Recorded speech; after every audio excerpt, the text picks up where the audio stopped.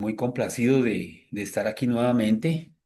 Con toda envidia les digo que ustedes han logrado una consolidación del simposio que no hemos logrado nosotros.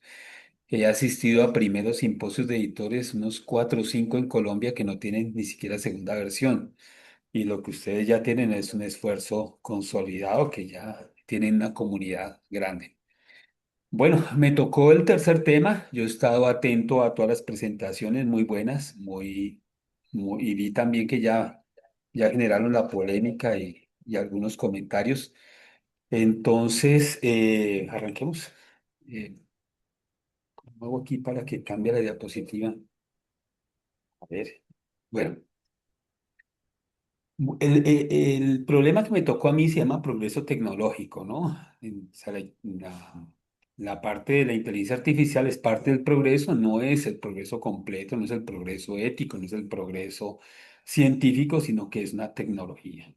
Y el problema es que uno, la pregunta que se hace de filosofía es que si este progreso, la inteligencia artificial va a anular la agencia humana, o sea, las decisiones políticas y vamos a dejar solo con la palabra innovar, innovar, innovar, ¿sí?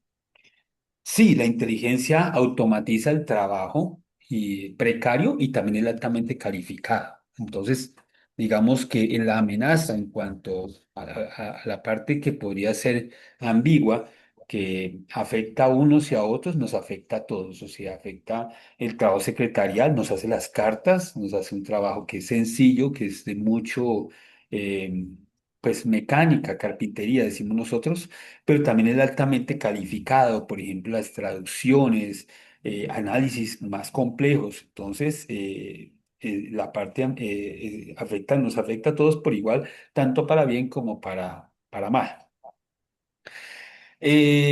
La filosofía siempre nos ha planteado una pregunta que por favor no la dejemos en el aire, si es que la IA va a avanzar por sí sola y nosotros tenemos que adaptarnos a la IA o la sociedad tiene que avanzar e involucrar la IA, pero que siga siendo la sociedad la que dicta los parámetros y no un algoritmo, o sea, no somos los esclavos de una tecnología y la tercera, que es la que siempre yo me pregunto, porque si tenemos todos estos programas tan buenos que nos ayudan a que sea más rápido todo, más fácil, porque tenemos menos tiempo.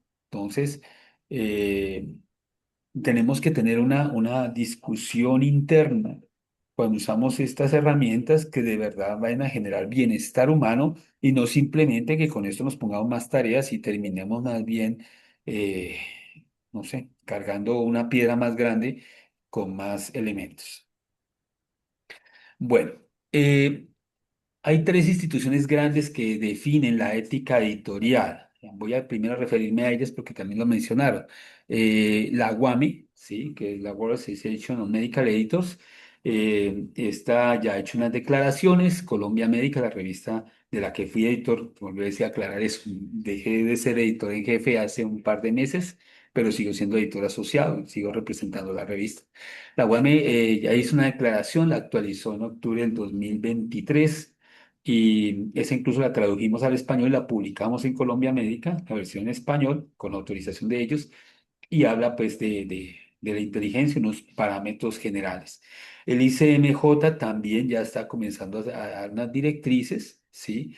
El ICMJ, sí hay unos miembros fundadores, por ahí vi que en la conferencia lo mencionaron, pero también hay muchos que somos miembros como revistas, que no somos miembros fundadores, pero sí somos miembros.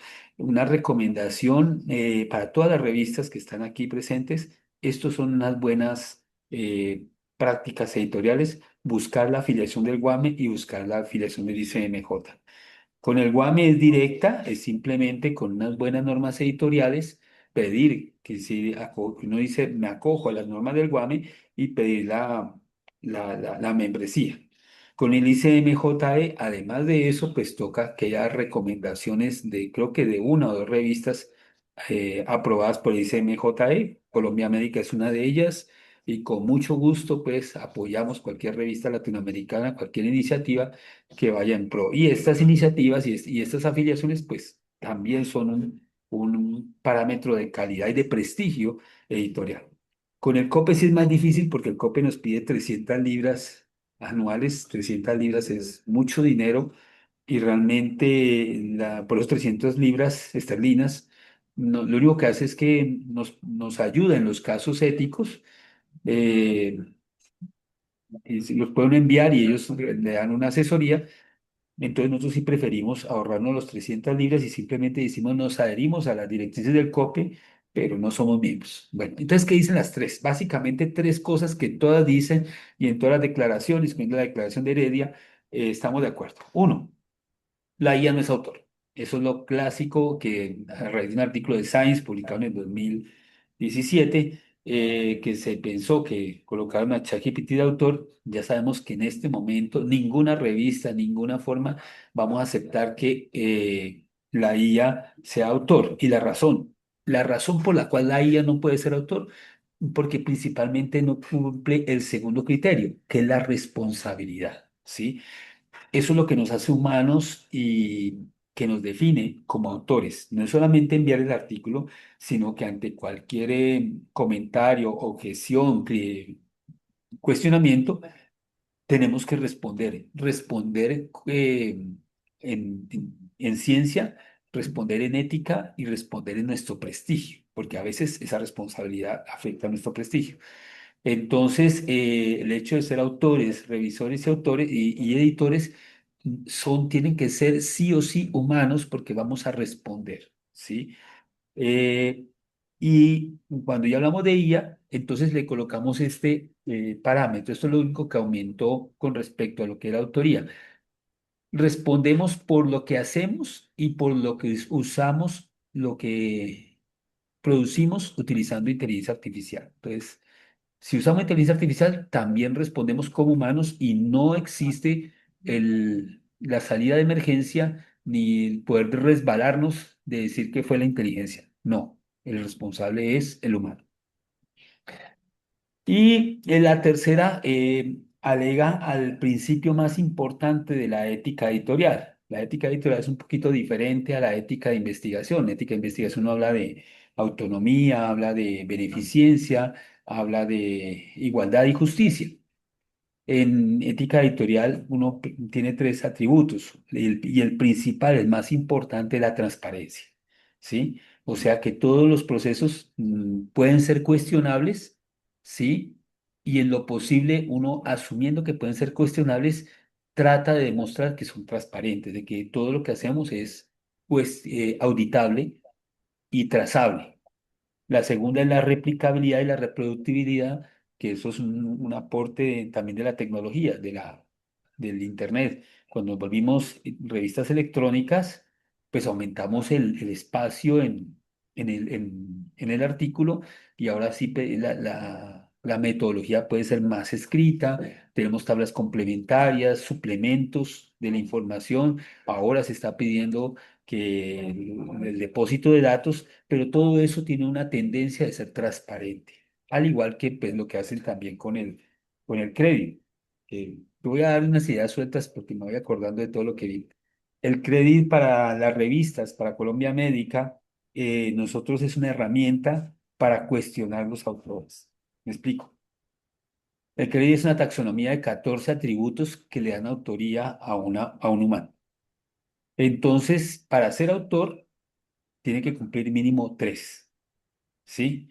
Y el crédito esa es la utilidad. Cuando nos llega el crédito y alguno de los autores no tiene tres atributos, eh, lo cuestionamos. Cuestionamos es, preguntamos a los otros autores, autor de correspondencia, ¿por qué dicen ustedes que es autor si no cumple mínimo tres créditos del crédito? De acuerdo a la respuesta, pues el comité editorial decide. Entonces, esa es la funcionalidad grande del crédito para nosotros, para cuestionar autorías. Bueno. Ahora sí, me dijeron que miráramos la parte, cambiáramos el enfoque y voy a cambiar el enfoque de la charla respecto a otras que he dado y vamos a hablar del uso de inteligencia artificial para autores, para revisores y para editores.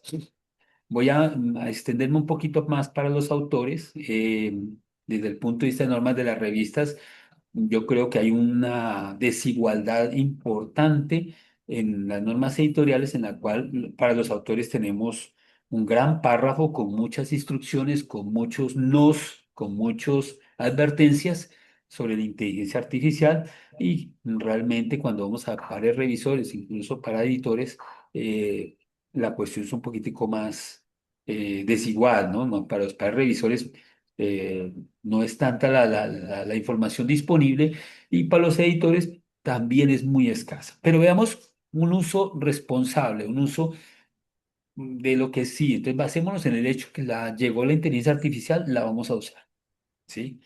Entonces, ¿para qué vamos a usar inteligencia artificial? Y yo les voy diciendo algunos programas que se utilizan, ventajas y desventajas. Entonces, lo primero, es un artículo coreano, habla de precisamente el uso de inteligencia artificial en la escritura de artículos científicos para revisar literatura, ¿sí? Entonces, buscar información de buena calidad, ojalá bien referenciada, le da aproximaciones, eso puede usarse. Hay tres programas que yo conozco, que he manejado, que es Undermine, Find My Papers y Consensus. Consensus lo usan mucho los clínicos, sobre todo para hacer revisiones de tema. Undermine lo usamos nosotros en mi universidad como estudiantes de maestría y doctorado. Find My Papers lo usan para escribir, para redactar, sobre todo artículos de revisión. Ventajas de estos tres programas, y voy a hablarlas con respecto a ChatGPT, que no inventa. Entonces, son programas que les da a ustedes referencias y usted enlaza la referencia y de verdad existe la referencia. Entonces, digamos, organiza la información, digamos, genera un hilo conductor, prácticamente casi que construye un tema. Esa es la gran ventaja de usar estas tecnologías. Dificultades que yo le veo. Uno, como toda, y va a ser un dato, una idea que quiero que se lleven siempre, y es que esto en manos inexpertas es como darle un martillo a un bebé, ¿sí? Entonces, el martillo es simplemente una herramienta. Todo esto que vamos a hablar son herramientas, no tiene atributos éticos humanos de buenos o malas, es el uso. Y entonces hay un uso que llamamos genuino, un uso responsable y, y un uso pues que no va a ser responsable. ¿Cuándo no es responsable? Cuando no tenemos ninguna responsabilidad, en este caso nos lo da la experticia. Entonces, si yo cojo una herramienta de estas y voy a generar una conferencia de, no sé, de la paroscopia en urología, que no tengo nada que ver con mi tema, casi que podría sacar un artículo de revisión, casi que podría ser evaluado por algún par y decir está más o menos bien el tema, pero tiene un error gigante y es que no tiene la validez o la responsabilidad de que yo sepa el tema, y entonces el artículo cuando le encuentran una falla, que se la van a encontrar si hay una revisión buena, pues no voy a poder responder. Le explico. A pesar de que son buenos instrumentos, pues tienden a tener errores, ¿no? O, por ejemplo, seleccionar artículos con base a citaciones, con base, algunas veces, algunas de estas herramientas, Consensus usa muchas revisiones, no usa artículos originales, y si uno no sabe colocar un algoritmo bueno, pues va a salir un producto malo. ¿Sí? Si yo no le digo, mire, la revisión que yo quiero que, es que sean sobre artículos originales, solamente estudios observacionales de tipo prospectivo, o sea, que escoja una temática, una precisión y que revise exactamente lo que quiero, pues realmente no va a aportar mucho. Para los editores, ¿cuál es el problema de estas herramientas? Que nos están bombardeando de artículos escritos por chicos que son muy buenos en programación, pero no son expertos en el tema. Ese es el problema para los editores. ¿Y qué hacemos nosotros? Nosotros ya colocamos unos filtros humanos, que es que para los artículos de revisión tienen que enviar la hoja de vida. Y la hoja de vida tiene que mostrar experticia en el tema, ya sea porque es un investigador que sabe el tema, posiblemente un estudiante de doctorado con artículos publicados en el tema o una trayectoria de producción de artículos sobre ese tema, ¿sí? Pero si me parece un epidemiólogo escribiendo un artículo pues, de un tema de enfermería, de práctica avanzada de la enfermería, pues si no es enfermera epidemióloga, no le creería mucho, pues que sepa el tema y pueda desarrollarlo bien. Entonces, sí, el filtro más grande que estamos colocando para evitar excesivo cantidad de artículos es limitarlo por ahí. Claro, las revisiones de tema generan más referencias y uno siente atracción, pero acuérdese que las revisiones de tema tienen un problema y es que son más difíciles de revisar, mientras que un artículo original tiene una o dos ideas que defiende el autor con un experimento, pues una revisión de tema tiene unas siete, ocho ideas y es mucho más difícil y un revisor, tenemos revisores que nos dicen claramente, les ayudo, pero no revisiones de tema, precisamente por la dificultad que significa revisarlos. Entonces, bueno, pero ahí está esa herramienta, digamos, usada responsablemente puede ser un interesante.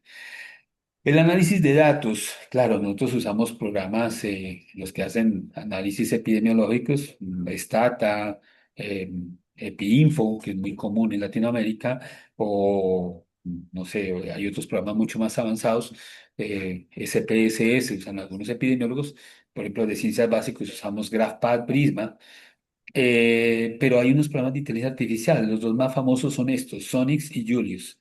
Y son capaces de hacer análisis y sobre todo a raíz de usted hace una tabla y decirle, analíceme la tabla y casi que le puede escribir los resultados. Es eso lo que hace estos dos programas. O generarle una gráfica un poco más, eh, digamos, como que le digo, como llamativa, mucho más impresionable que la que yo pueda hacer con un programa normal de estadística que produce mi gráfica en 2D plana y pues, digamos, con las reglas de APA. Entonces, estos programas pues son llamativos, son buenos, pero también tienen un problema. ¿Cuál es?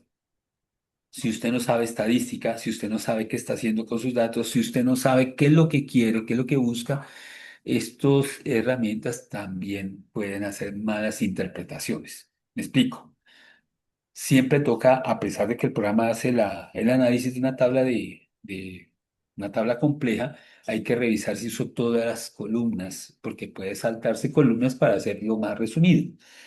Dos, a veces en los análisis inferenciales no son buenos. Ya está demostrado, sobre todo con Julius, que los análisis inferenciales, estos programas no rinden, no dan resultados. Entonces, recomendaciones. No van a reemplazar la estadística normal, no van a reemplazar el Stata, el SPSS, o el estadístico y el epidemiólogo que nos ayuda a veces en los trabajos. Ellos tienen que hacer el trabajo y uno de pronto podría hacer una aproximación, digamos, llamativa o que sea más explicativa para la revista, pero basado en realidad. Lo peor que le puede pasar a un autor es que utilice estos programas que inmediatamente van a generar un bombillo rojo, un bombillo, no, amarillo, digamos así. En la revista, pues se ven muy bonitos, pero nosotros sí tenemos claro que estos programas tienen esa dificultad y inmediatamente hacemos análisis de datos y hacemos revisión de datos, pedimos bases de datos y si no concuerda, pues lamentablemente el artículo se tiene que ir porque ya en las decisiones en nuestra revista son esas. Un artículo que responsablemente el autor usó, se supone que usó inteligencia artificial, pero no hubo responsabilidad, no hubo verificación de la información. Dejó que la inteligencia asumiera el control, como es eso, la gráfica es muy bonita, le mando esa gráfica, no, es bonita, pero puede tener errores y hay que revisarla completamente, pues entonces es claro para nosotros que no puede seguir, ¿sí? Entonces ese es como el mayor inconveniente con estos programas de análisis de datos. Las últimas dos partes, que es la escritura del artículo y la edición, pues hay muchos programas. Uno especializado son el WordBice y el Typeset, son de pago. Usted más o menos coloca qué revista es, cómo quiere escribir el artículo y le ayuda prácticamente a escribir. Es como un ghostwriter, o sea, un escritor fantasma. Son programas interesantes, he visto que lo usan algunos autores responsablemente, por ejemplo, ¿cuál es el uso? Tenemos, nosotros, por ejemplo, estamos en una tendencia de usar medicina narrativa, nos interesa experiencias latinoamericanas, perdonen la propaganda, pero si las hay, contáctenos.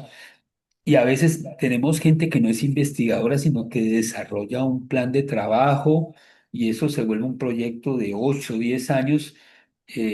Voy a contarles uno, por ejemplo, un profesor de cirugía se da cuenta que pues era de los que operaba para toracotomía de urgencias, herida de abdomen, eran muchachos de pandillas y él dijo, pero ¿por qué no comenzamos a rehabilitarlos a partir de ese susto tan grande que es enfrentar la muerte, llevarlo a una cirugía y comencemos un programa de rehabilitación? Y ya lleva 8 años en eso, tiene datos, tiene cosas. No es exactamente una investigación, es como lo que llaman en otras áreas como un estudio de caso, es una experiencia. Pero miren lo valiosa que es esa experiencia, contar todo eso que pasó, todo eso, y que ojalá la revista haciendo resonancia, ese programa se replique en otras partes de Latinoamérica, que somos tenemos una homogeneidad en muchos de los aspectos de salud y de sociedad. Entonces, decirle a él, cuéntenos todo eso. Obviamente eso no tiene ética porque él no es una investigación, pero contar cómo lo hizo, cómo hace todo eso, entonces es una bonita historia. Pero hay un problema, él no es investigador, no es escritor. Entonces, pues estos programas le ayudan a escribir una escritura más científica, no tan carta a la novia, y le permiten desarrollar un escrito más o menos bueno. Mismo problema que para todos, el problema de estos programas es que no son de una precisión médica absoluta y pueden confundir términos que en epidemiología, por ejemplo, a ver cuál se me ocurre. Eh, los estudios ecológicos creo que le confunden con algunos otros estudios como de cohortes históricas. Entonces podrían cometer el error de darle una terminología o proponer una terminología diferente, ¿no? Entonces, cambiar ciertos términos en algunas áreas, especialmente de salud pública, de epidemiología, cambian completamente el sentido de la frase. Entre más cercano a las áreas sociales el trabajo, mayor posibilidad de error con estos programas. Claro, usted se va a una área muy clínica, cirugía, medicina interna, patología, histología, que son áreas muy precisas en la terminología, en todo esto, no tiene problema. Pero si se va a psicología, psiquiatría, salud pública, en muchos casos, la precisión comienza a fallar y entonces sí hay que revisar, o sea, el documento sale bonito, de pronto escribe bien, pero pasa que necesite uno que hacer una revisión de experto humano para ver si lo que escribió es la idea que quiere transmitir. ¿Sí? Mal daría que el término quedara en una manera incorrecto y pues un editor, un par lo redescubriera y decirle, pues le dijera, parece que usted no entiende o tiene una confusión de términos a veces básicos de la epidemiología, de la salud pública y eso pues no es bueno encontrar. ChatGPT también lo usan para redacción, para corrección de estilo. Sí, sí es posible. Ahorita vamos a hablar un poquito de eso. Y Grammarly, nosotros llegamos las últimas versiones de Grammarly, también nosotros ya las corrige en español, creo que con unos 14 15 idiomas corrige Grammarly la redacción y le da sugerencias que pueden ser interesantes. De todo caso, esas herramientas, hay una cosa que yo les digo de entrada, y es que cuando el producto es gratis, lo que le están vendiendo es a usted, o sea, usted es el producto. Entonces, el usar estas herramientas, generalmente, la recomendación general, autores, pares, editores, es que sean de pago. ¿Sí? O sea, si es gratis, el producto es usted y lo están vendiendo, usted es el que está siendo ofertado en algún mercado que no conoce.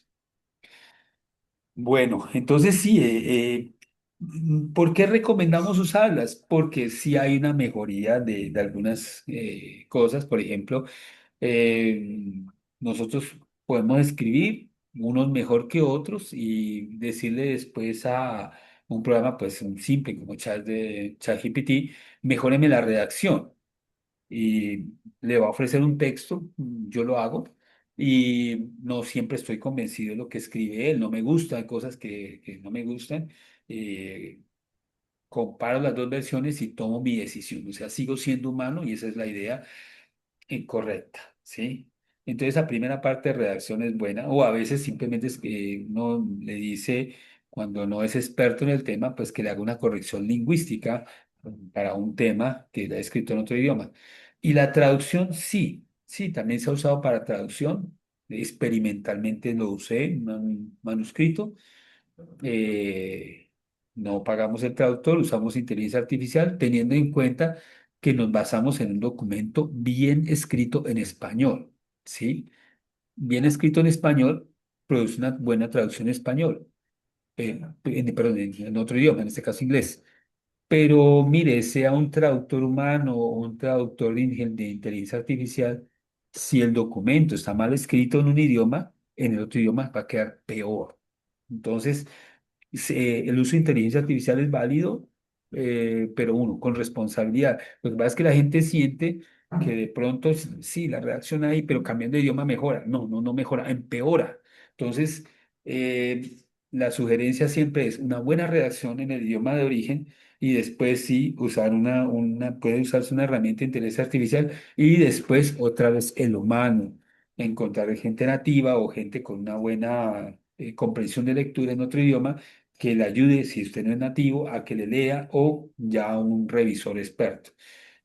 Sí sabemos que en este momento la traducción está en una parte crítica y es una profesión que está en riesgo con inteligencia artificial.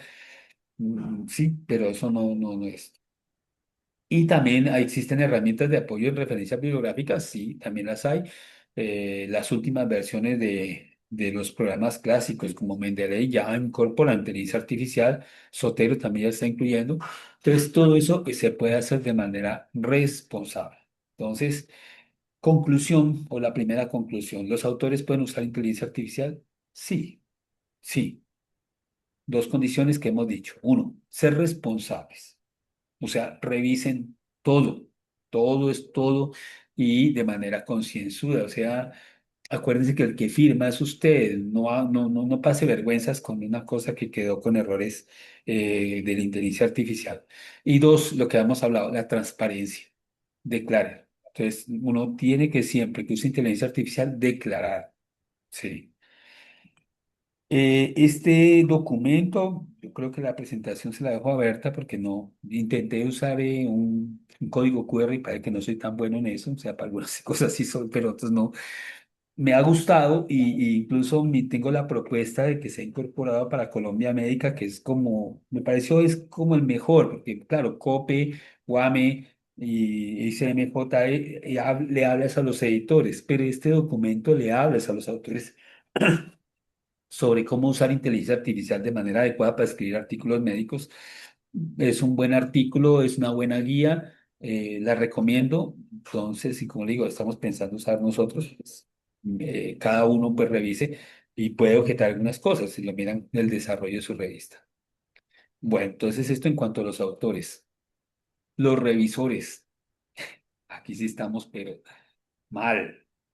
Este artículo 2025 fue una encuesta, una revisión que hizo un autor, estos autores, que cogieron las 100 revistas top de Scopus y revisaron las reglas editoriales para los pares revisores y el uso de inteligencia artificial. ¿Sí? ¿Y qué encontraron? De todo. De todo significa que no hay consenso en nada. Tenemos desde criterios de tipo doctrina, es no se usa, eh, eh, porque sí, como mi precededor dijo un argumento que la he escuchado yo, entonces, si usted inteligencia artificial es porque no sabe, sí puede ser válido, eso es una cosa, hasta un uso muy abierto, tampoco estoy de acuerdo, pero reconozcamos que si al autor le damos esta oportunidad, la oportunidad de inteligencia artificial va para todos. Entonces, ¿cuál es la recomendación? Uno, alejarse de la doctrina. La doctrina es el dogma, es lo escrito en piedra y comenzar a tener flexibilidad con responsabilidad. Entonces, ¿qué nos preocupa de que un par evaluador use inteligencia artificial? Básicamente, uno, la confidencialidad.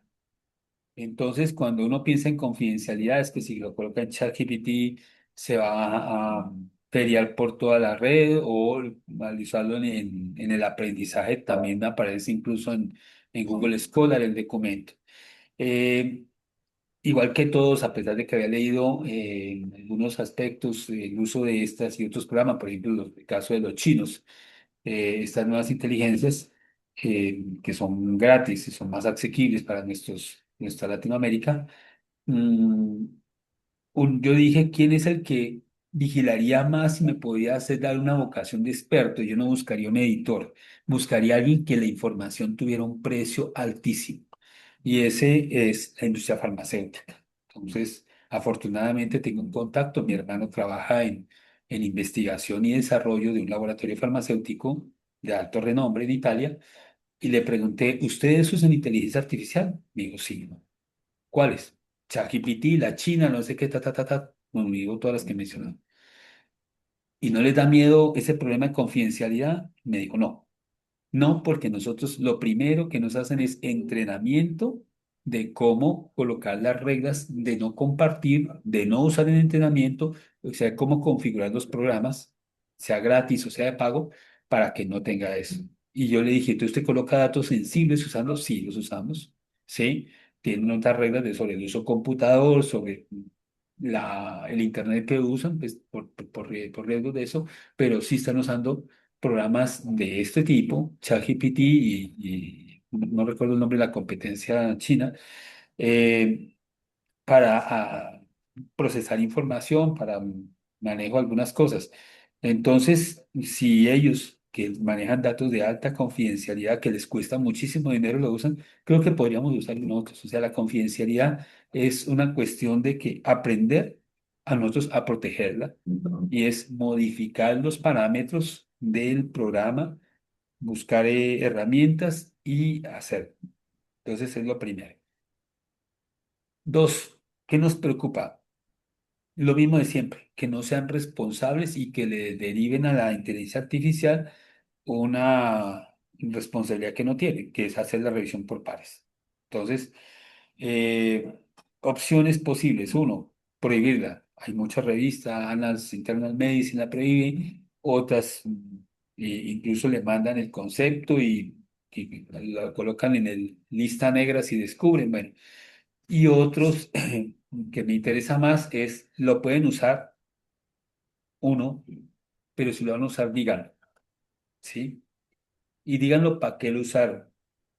Y segundo, de su concepto de experto, porque es que si fuera solamente inteligencia artificial, pues yo la usaría y no necesitaría para revisores. Pero si le dijimos a usted que no lo revisara es porque nosotros lo consideramos a usted un experto y no queremos lo que escribe ChatGPT o el programa que he utilizado, sino que sobre eso diga que usted revisó y adáptelo y quite, edite pues el comentario. Sí, es una ayuda para usted. Y si usted es para usted, usted nos podría revisar, sí, pero por favor muestre su inteligencia, muestre su experticia, porque ChatGPT puede hacer la revisión, pero no le da sabor al artículo, ¿sí? Por ejemplo, estamos publicando y nuestra revista le interesa un tema de visibilizar Latinoamérica, una integración sur-sur.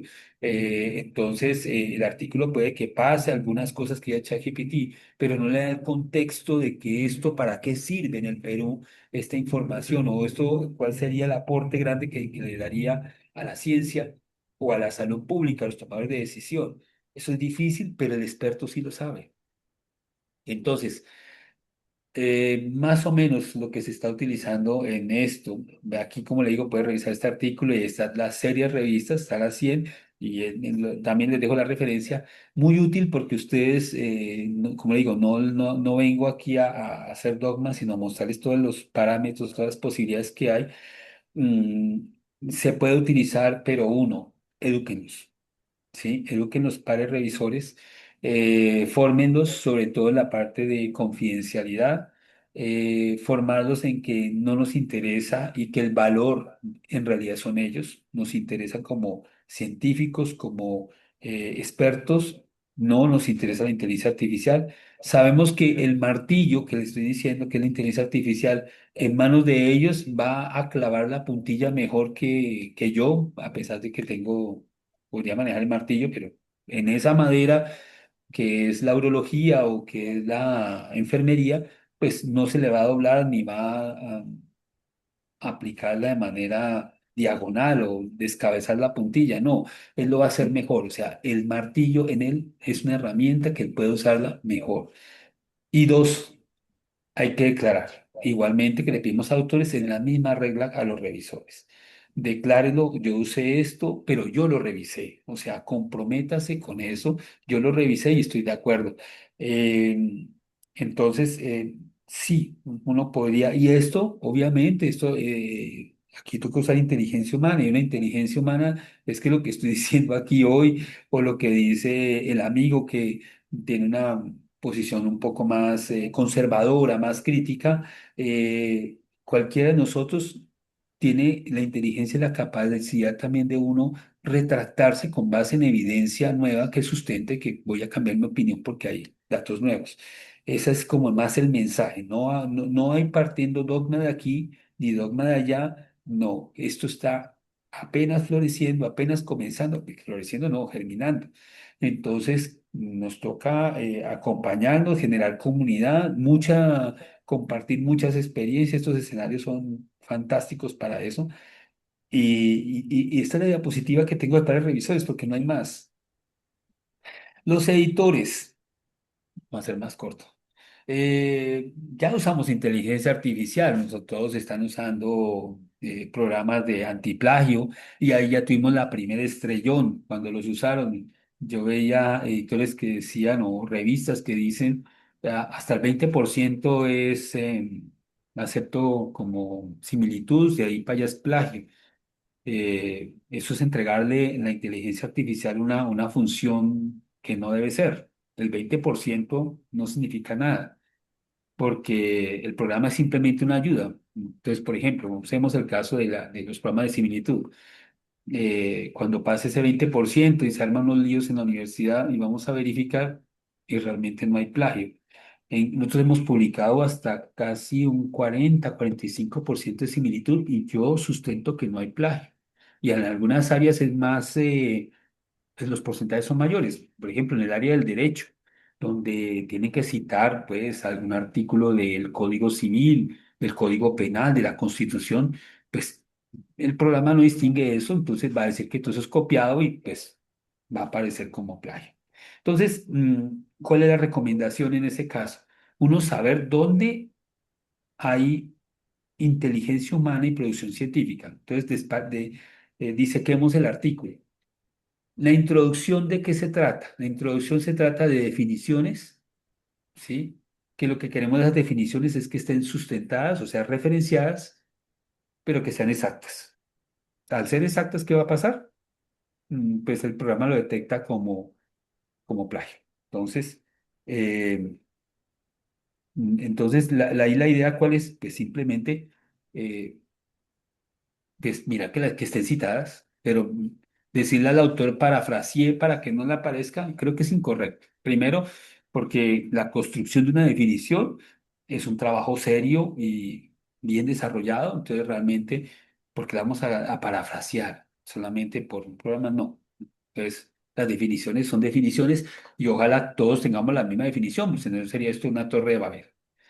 La epidemiología, siempre en la introducción aportamos con epidemiología y los datos también otra vez deben ser referenciados y posiblemente tienen que salir marcados por este programa. Entonces, la similitud en la introducción, yo más que no deseable, me gustaría decir que es muy deseable. ¿Sí? O sea, el autor me está escribiendo la introducción como es, bien referenciada, y lo que le pide uno, que si sale algo marcado, pues ahí le falta una referencia y es como el comentario editorial. E incluso el objetivo es muy parecido de todas las investigaciones, realmente no varía mucho de unos a otros. La metodología, creo que sucede lo mismo. La metodología, entre más estandarizada sea, mejor. Voy a usar una encuesta de esta manera, pues sí, la escala que voy a usar es de esta manera. eh, Tú voy a tomar la presión arterial, no tampoco hay que parafrasear, hay que citar el método de evaluación histológica, el PCR. Entonces la metodología que me salga también llena de colores y plagiada, no nos interesa. Nos interesa es que todo lo que esté de colores tenga referencia. Ahí estoy usando mi inteligencia. Y es claro, es más, vuelvo a lo mismo, es deseable. Está usando metodologías que otros investigadores la han usado y eso le da mayor respaldo al trabajo que está presentando el autor. Los resultados no, no, los resultados tienen que no tener casi colores. Por lo menos los números no. Y la discusión nunca. Sí, la discusión ahí sí, excepto la primera frase de cajón que dirá alguna cosa, pero realmente la discusión tiene que ser es el aporte de la investigación. Entonces fíjense, el programa existe, el programa le da porcentajes que no nos interesan, pero lo que le va a dar más importante es ayudarme a mí a revisar, dónde debo poner los ojos de esa evaluación. Ya hay unos programas de verificación estadística, nosotros no los hemos usado todavía, pero metiéndole las bases de datos y las tablas simplemente comprueba si sí o si no, y nos ayuda a reemplazar a veces la calculadora. Nosotros usamos a veces calculadora, a veces incluso repetimos algunas verificaciones estadísticas porque no nos parece o el dato no lo entendemos o alguien tiene un concepto, pues lo hacemos manualmente. Sé que existen verificadores estadísticos, Science lo está utilizando, las revistas de estadística y revistas de epidemiología, creo que ellos que tienen una mayor demanda, pues ya invierten en esto. Es lo mismo que sucede con el análisis forense de imágenes. Nature tiene análisis forense de imágenes. Ellos ya tuvieron su primer problema con falsificación de un artículo clásico. Ustedes se acordarán de los dinosaurios emplumados, que fue una tomografía y pegaron en la pluma, pues y se daba cuenta que había un daño. Estos verificadores forenses de imágenes verifican en dos puntos. Uno, si la imagen fue retocada, o sea, usan un programa para retocar la imagen, o si la imagen fue construida, como el caso que les dije, el dinosaurio emplumado fue que a un esqueleto de dinosaurio alguien cogió con super bonder y le pegó una pluma y después le hicieron la tomografía. En ese caso, la tomografía después, cuando se descubrió el error, se vio que había la rayita que estaba pegada, ¿sí? Entonces, estos programas de análisis forense tienen las dos opciones, tres en realidad. Entonces, uno, verifican si hay alteración del dato antes de tomar la foto, y es lo primero que detectan. Dos, alteración de la imagen, o sea, ya tomada la foto, miran si ya está, se altera. Y tres, verifican si esa imagen ya fue usada en otro artículo, en otra parte, que fue, ¿se acuerdan el coreano que hacía clonación de muchos animales y descubrieron que era la misma foto en muchas ocasiones? En realidad no hubo ningún experimento, fue un fraude. Entonces, ellos verifican esas tres áreas en las imágenes. La inversión la hemos pensado, pero son costosas. Estos programas son mucho más costosos. Si la revista es predominantemente de imágenes, pues sería recomendable. Nuestra revista no tiene un número grande de artículos que tengan imágenes, entonces pues se nos hace muy costosa la inversión con respecto a la seguridad que estamos buscando. Seguimos manualmente. Entonces, ese es otro punto importante. La inteligencia artificial tiene unos costos que tienen que significar un valor para la revista. Si no, es preferible seguir como vamos porque son pruebas muy costosos. Si la revista fuera de radiología, pues, o una imagen de histología, que fuera muy importante esos datos, de pronto la inversión valdría la pena, pero nosotros que somos unas revistas generalistas, no creo que alcancemos para cubrir los costos. Y ahora actualmente hay unos algoritmos basados en ChatGPT en el cual pues se puede comparar las revisiones, ¿sí? Entonces, uno de los anteriores eh, exponentes habló de todas estas fábricas de pares revisores, fábricas de artículos, pues afortunadamente ya con algoritmos basados en ChatGPT podemos hacer comparación de revisiones, ¿sí? Mirar si por ejemplo, cuando son de esas fábricas, los dos o tres revisores que se nos sugirieron podrían ser el misma persona, porque hay rasgos de escritura, rasgos de sintácticos que podrían decir, o que son evaluaciones hechas con programas de inteligencia artificial. Entonces, esa es la búsqueda que hacemos, sí lo hacemos de vez en cuando. Eh, por ejemplo, les voy a dar algunos tips. Eh, las revisiones por revisor humano, la mayoría tienen errores tipográficos, ¿sí? Por ejemplo, yo soy de los buenos para hacer errores tipográficos. Para escribir amigo, escribo amiog. Se me va la O antes de la G. ¿Por qué? Porque el dedo es más largo, pues, y me escribe la O antes de la G. Pero eso me hace humano, ¿sí? En cambio, el uso del punto y coma en español es una forma muy difícil de remedar o de usar. Ustedes ven, la mayoría no usa punto y coma. ¿Por qué? Porque es uno de nuestros sistemas de puntuación que es más difícil de entender y de comprender. Y uno ve un texto bien hecho de punto y coma, como dice mi hija alguna vez que vio un texto escrito con ChatGPT, y dije, ¿por qué está escrito con ChatGPT? Digo, porque solamente la inteligencia artificial y mi papá usan punto y coma, y los dos puntos. Entonces esas dos, o los guiones que aparecen ustedes, que son rasgos, ¿no? Busquen en internet mm, eh, rasgos de la escritura con inteligencia artificial, los guiones, la forma en que escriben las comillas, el tipo de letra y el uso de punto y coma y dos puntos son características de que está escribiendo con inteligencia artificial. Entonces, con algoritmos lo podemos buscar y encontramos que sí lo usa.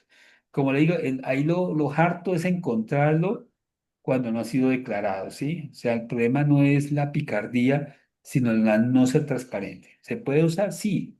Sí, yo puedo usar y usar inteligencia artificial y lo puedo recurrir, pero por favor, díganlo, ¿sí?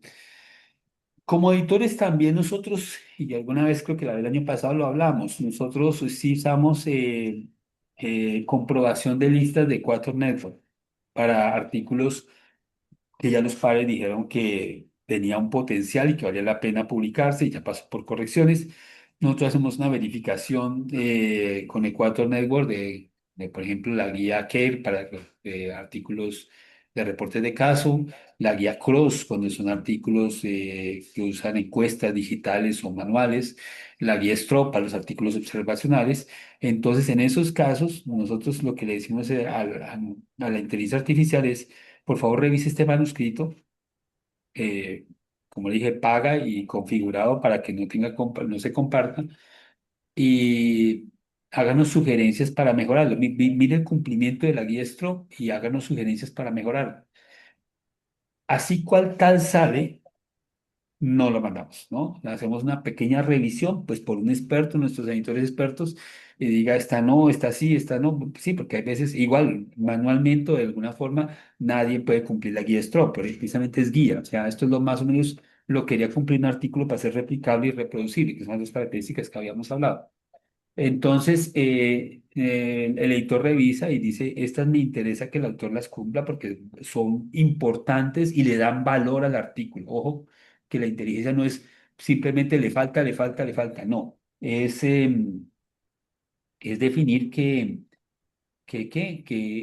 le da valor al artículo. Entonces, las que le dan valor al artículo, pues se las mandamos al autor, pero declarando, ojo, que usamos inteligencia artificial, que fue revisado por un editor y que la decisión editorial no va a tener en cuenta el concepto o lo que haya hecho la inteligencia. Es muy importante eso. Uno, declarar que sí lo usamos.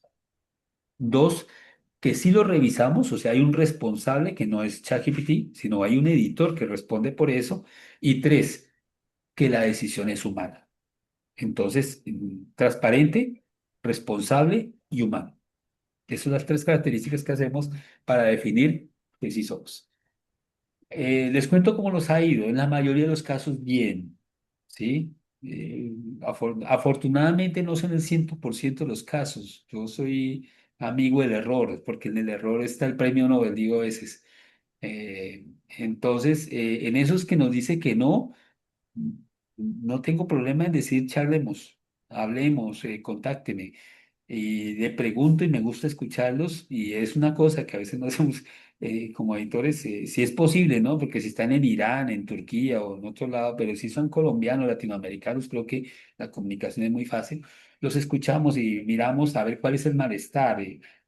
Eh, y lo revisamos si quiere punto por punto. En ese punto estamos hablando de un artículo que cumplió con los estándares de los pares revisores, que cumplió con los parámetros del editor, simplemente queremos es que sea el mejor producto. Entonces no es el recurso que usamos de primera para decirle falta, le falta, le falta, porque no, uno tiene que tener cierto respeto y cierto acercamiento ético con los autores. Entonces, ¿yo para qué le pongo todo ese poco de trabas si es que le voy a decir que no? O sea, digamos, reviso con la guía Strobe y le digo, le falta, le falta, le falta, le falta, y ya regreso, y después el par evaluador dice, no, ese artículo no cumple, o sea, le hicimos un trabajo innecesario.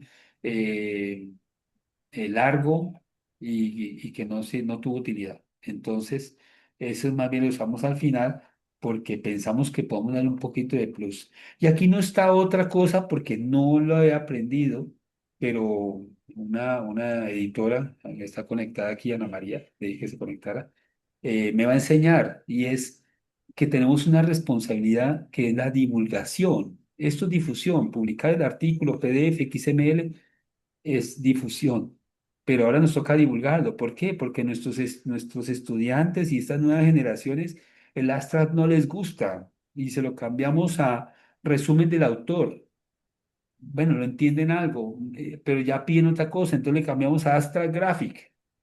Bueno, y ahora entonces en una gráfica resumimos el artículo, pero parece que tienen una forma de aprender muy diferente a la nuestra y ya están pidiendo video. Entonces, cuando yo aprenda o si no les doy el contacto de quien me va a enseñar, es a comenzar a hacer videos y entonces es una cuestión que ya la inteligencia artificial nos puede dar una tarea, como les digo, terminamos diciendo, bueno, esto nos ayudaría a que fuera más eficiente y tener yo más tiempo y mira, y nos estamos colocando otra tarea. Pero la tentación es grande y decir que podemos sacar un video que resuma el artículo, que lo puede explicar, que nos llegue a una mayor cantidad de personas, o sea, que se divulgue la ciencia, pues es una tentación muy grande y vale la pena. Yo creo que dejemos por ahí, declaración. En esta presentación usé todos estos programas. Undermine, sí, para tener una conceptualización, buscar artículos. Sí, Gemini, esa primera gráfica que vieron ahí, que la hice con Gemini. ChatGPT y obviamente Grammarly me corrige hasta las diapositivas de PowerPoint y me dice redacte aquí un poquito mejor. Yo acepto esa ayuda porque es sobre algo que yo he escrito. Entonces, comencemos la discusión. Muchas gracias. Y aquí está mi correo.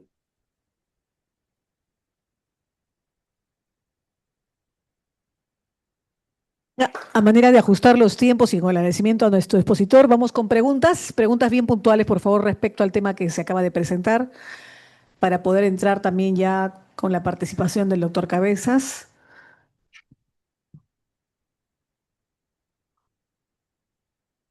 Hola, buenas tardes. Quería solamente consultar algunas cosas de tipo operativa con respecto a la mejora quizás que ha habido también con respecto a la exposición que tuvimos el año pasado. Primero, quizás esa sería mi primera pregunta, ¿no? Haciendo un balance con respecto a lo que se presentó el año pasado. ¿Qué mejoras o qué desafíos han encontrado en Colombia América con el uso de la IA? ¿No? Y lo segundo, con respecto a lo que mencionaban de los prompts, que fue también una estrategia que nos expuso el año pasado, preguntar también si han notado alguna diferencia con respecto al plan de ChatGPT que usan, porque dependiendo del plan también uno tiene acceso no solo a la versión del lenguaje, sino también a un raciocinio más o menos profundo del mismo, lo que podría modificar, por ejemplo, un parecer de un texto o un manuscrito científico. Gracias. Bueno, es difícil encontrar las mejorías de entrada. La realimentación que tenemos, pues, es la lectura y las citas, ¿no? Eh, Estos son cosas que se van implementando y generan respuestas a largo plazo.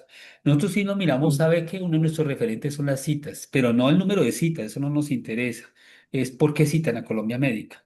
Eh, Ser más estrictos, por ejemplo, en el cumplimiento de estas guías de publicación, Strobe, Cross, nos ha ido muy bien con Cross, ha hecho que tengamos citas no por el resultado, sino por la metodología.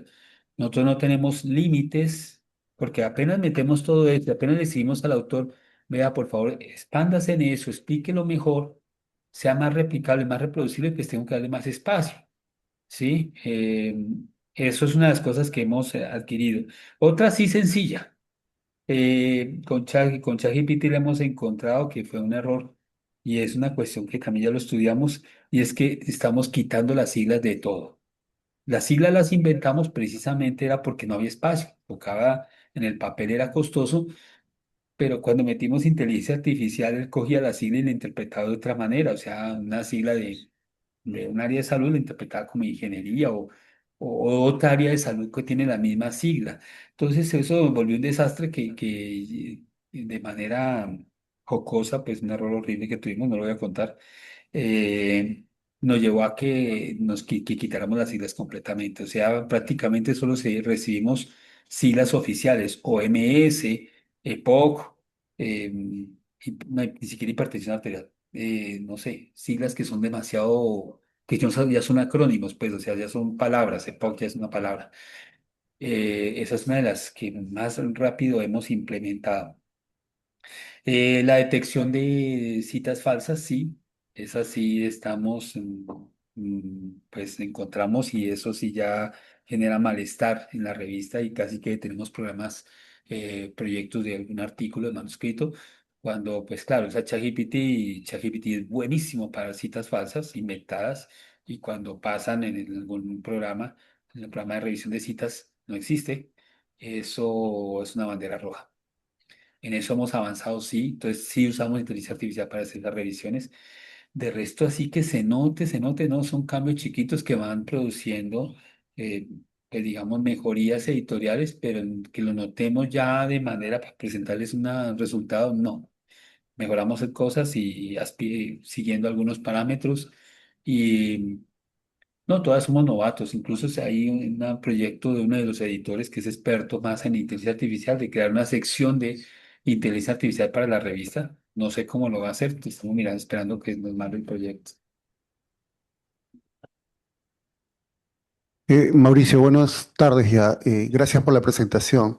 Tenía dos inquietudes. Quedó claro que el plus, perdón, de los revisores era su experticia en el campo clínico, en el campo al cual pedimos que hagan la revisión. Sí. Y esta misma perspectiva en los editores, dado que hay muchas de las funciones que pueden ser asumidas por la inteligencia artificial, ¿cuál sería en el futuro el valor competitivo de los editores, ¿no? ¿En qué podríamos pensar para complementar esa ayuda de IA? ¿Dónde va a haber el plus de los editores? Esa es la primera pregunta. Y la segunda, ¿este proceso de implementación debe ser progresivo? O sea, ¿debemos empezar por autores, revisores, editores? ¿Es un solo proceso? ¿Cómo les ha ido en su experiencia? Sí, como yo sigo con mi ejemplo del martillo. O sea, usted no inicia el martillo golpeando algo que sea muy delicado, muy valioso, ¿no? Entonces comiencen despacio, ¿sí? Todo lo probamos, sobre todo lo que enviamos a los autores, primero lo probamos en nosotros, le mandamos a los editores que hagan el ejercicio de ellos, no nos inventamos la norma y eso, con objetivo, además que tiene que tener objetivo. Entonces el autor que nos interesa, que haga las cosas bien, que sea eficiente en lo que hace y que salga bueno, que es lo que queremos, ¿sí? O sea, sí nos interesa ayudar al autor, porque el uso de inteligencia artificial también genera mucho problema para el autor. Cuando yo le mando, ya hicimos esa embarrada de mandarle en un modelo lo que mandaba a los pares evaluadores, que parecían correcciones menores, y encima stroke, y pasaba lo que dijo una de las compañeras, una de las colegas, que el autor veía esa carta tan larga de 6 páginas y decía, no, mejor no lo hago. Gracias. Me voy para otra revista.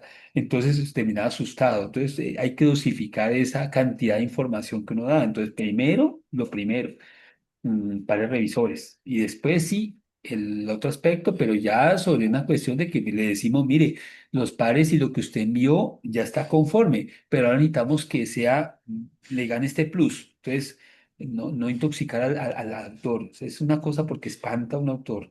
Mm, tenemos un prompt que es ahorita que usamos con base en lo que nosotros nos gusta de la revista.